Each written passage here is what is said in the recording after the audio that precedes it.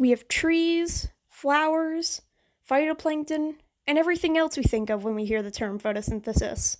But we often forget about their aquatic counterparts, cyanobacteria. Today we will talk about what they are and their importance to the Earth as a whole. To start, what are cyanobacteria?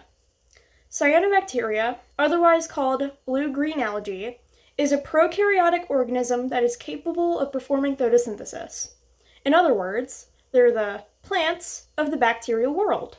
But why are they so important?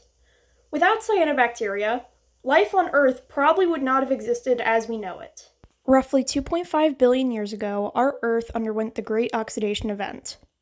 During this period, our Earth's atmosphere mostly consisted of nitrogen, carbon dioxide, and other various gases. The organisms that lived during this time were prokaryotic and already well adjusted to this type of atmosphere. However, during this time, cyanobacteria developed the ability to perform photosynthesis. Like plants, they also absorbed carbon dioxide and produced oxygen as a byproduct. Not only did this event practically restart our Earth, but it also introduced oxygen into our previously oxygen-lacking atmosphere and led to the development of eukaryotic cells.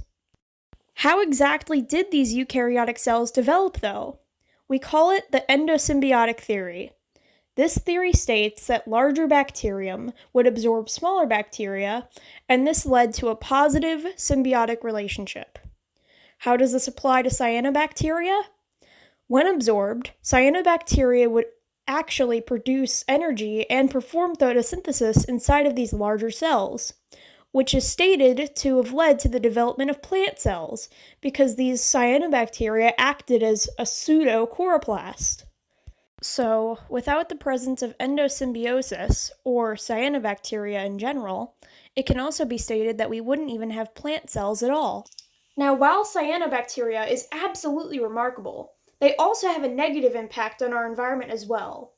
In still bodies of water with a plentiful amount of nutrients, cyanobacteria tend to rapidly reproduce and form a sheet known as a blue-green algae bloom. These blooms also release cyanotoxins, which is a poison that can harm both humans and animals. So how do we prevent the formation of these blooms? The main way to do this would be to find ways to prevent runoff from entering our still bodies of water, such as lakes and ponds. In doing this, we can prevent excess nutrients, such as chemicals, feces, etc., from entering our water and contaminating it. In doing this, we can protect both our aquatic ecosystems and cyanobacteria as well.